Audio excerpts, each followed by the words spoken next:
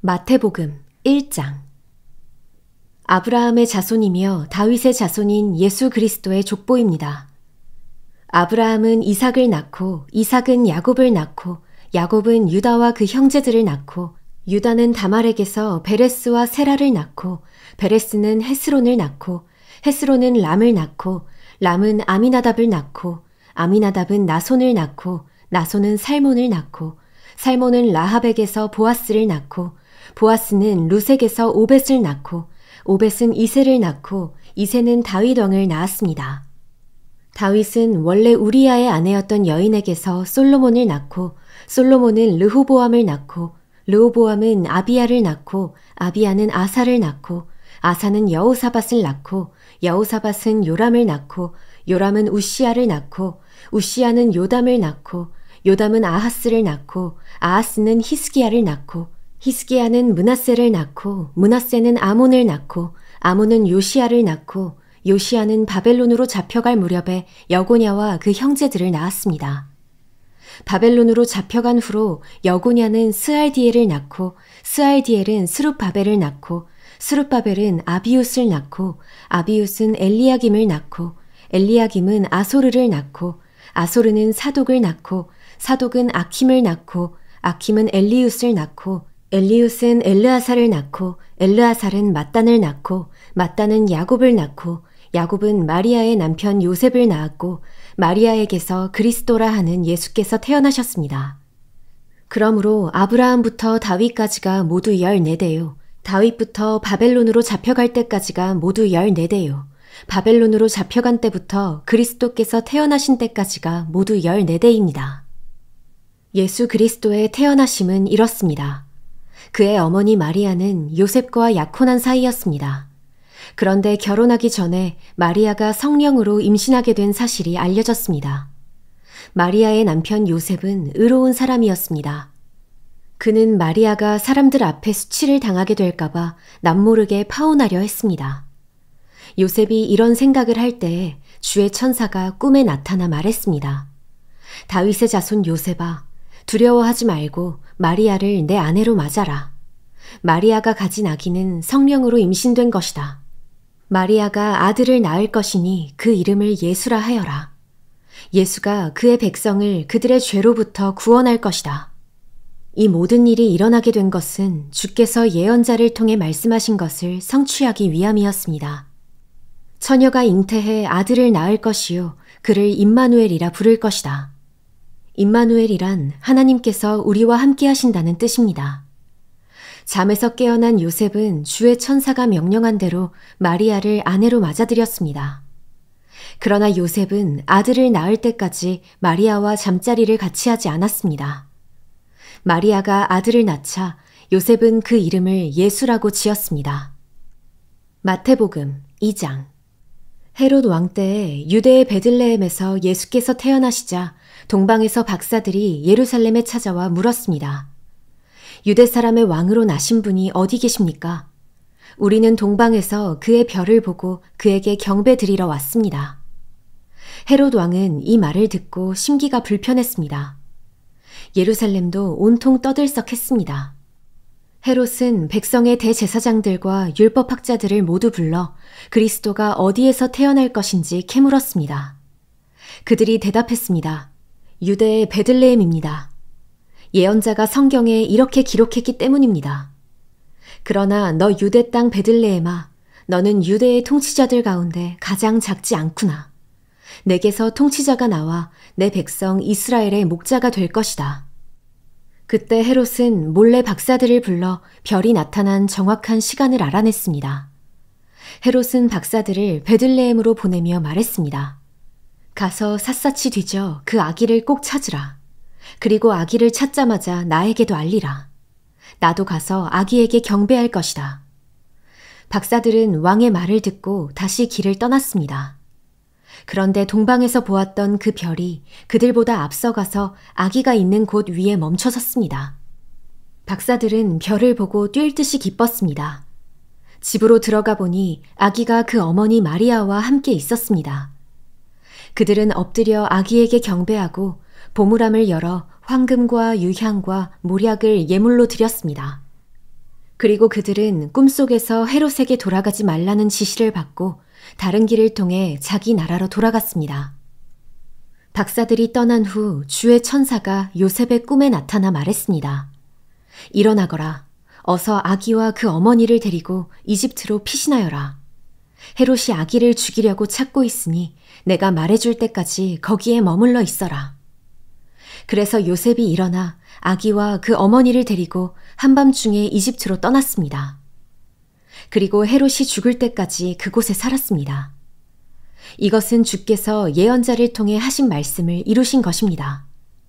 내가 이집트에서 내 아들을 불러냈다. 헤롯은 박사들에게 속은 것을 알고 분이 치밀었습니다.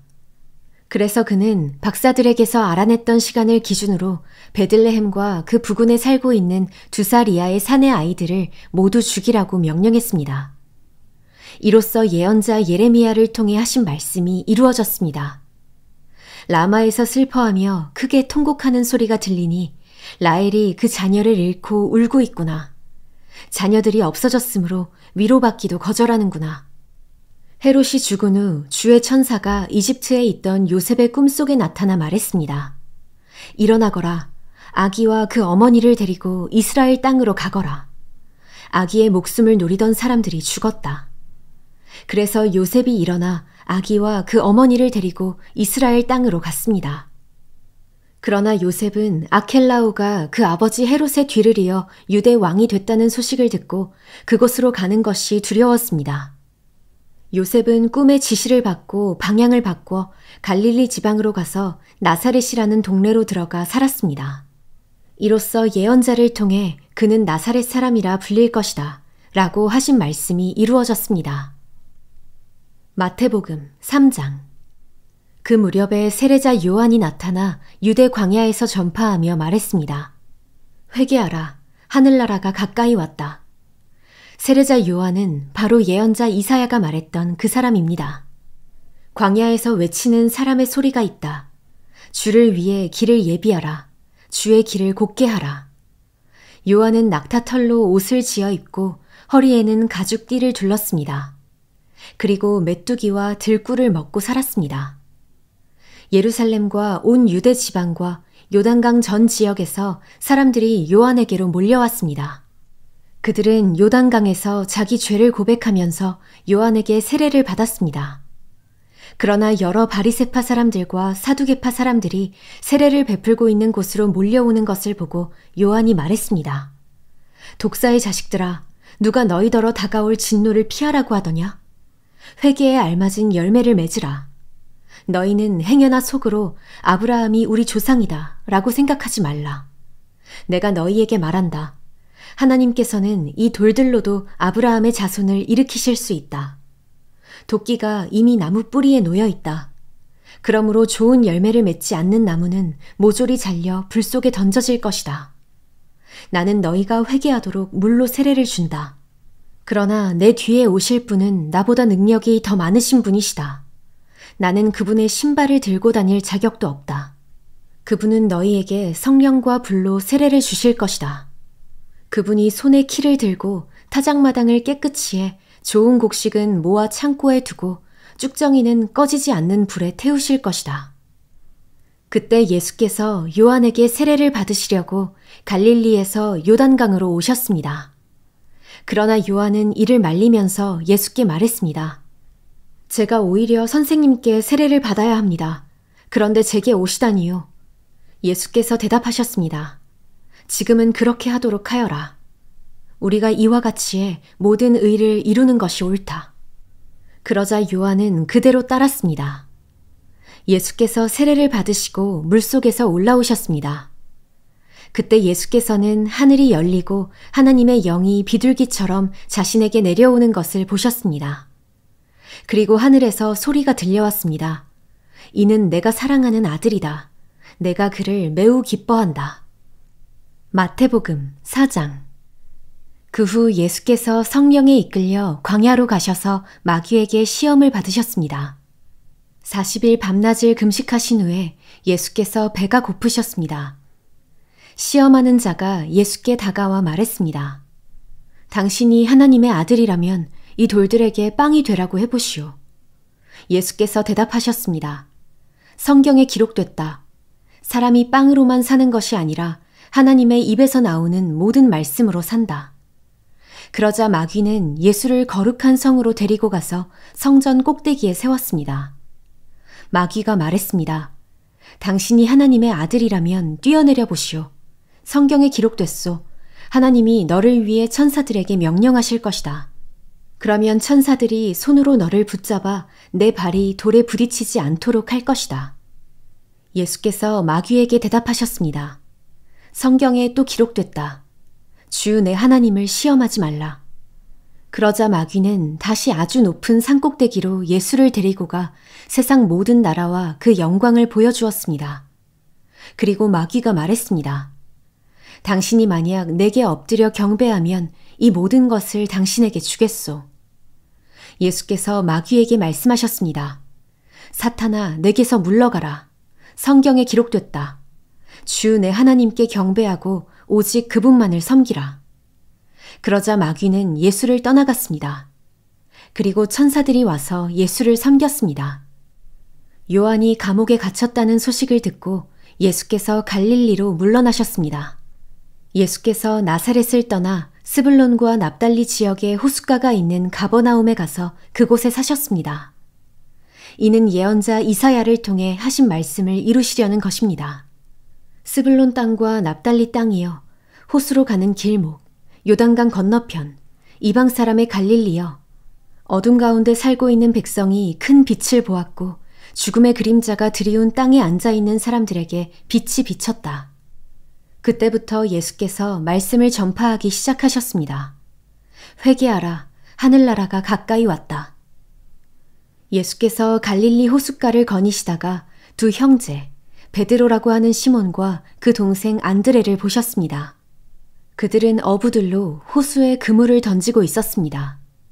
예수께서 말씀하셨습니다. 와서 나를 따라라. 내가 너희를 사람 낚는 어부로 삼을 것이다. 그러자 그들은 곧 그물을 버리고 예수를 따랐습니다. 예수께서 계속 더 가시다가 다른 두 형제를 만나셨습니다. 그들은 세베대의 아들 야고보와 그 동생 요한이었습니다. 그들은 아버지 세베대와 함께 배에서 그물을 손질하고 있었습니다. 예수께서 부르시자 그들은 곧 배와 아버지를 두고 예수를 따랐습니다. 예수께서 갈릴리 지역을 두루 다니시며 회당에서 가르치시고 복음을 전파하시며 사람들의 모든 질병과 아픈 곳을 고쳐주셨습니다. 예수에 대한 소문이 온 시리아에 퍼졌습니다. 그리하여 사람들이 병을 앓는 모든 사람들을 예수께 데리고 왔습니다. 그들은 온갖 질병과 고통으로 괴로움을 당하는 사람들, 귀신 들린 사람들, 간질병에 걸린 사람들, 중풍에 걸린 사람들이었습니다. 예수께서 그들을 고쳐주셨습니다. 그러자 갈릴리, 데가볼리, 예루살렘, 유대, 요단강 건너편 지역에서 온 수많은 사람들이 예수를 따랐습니다.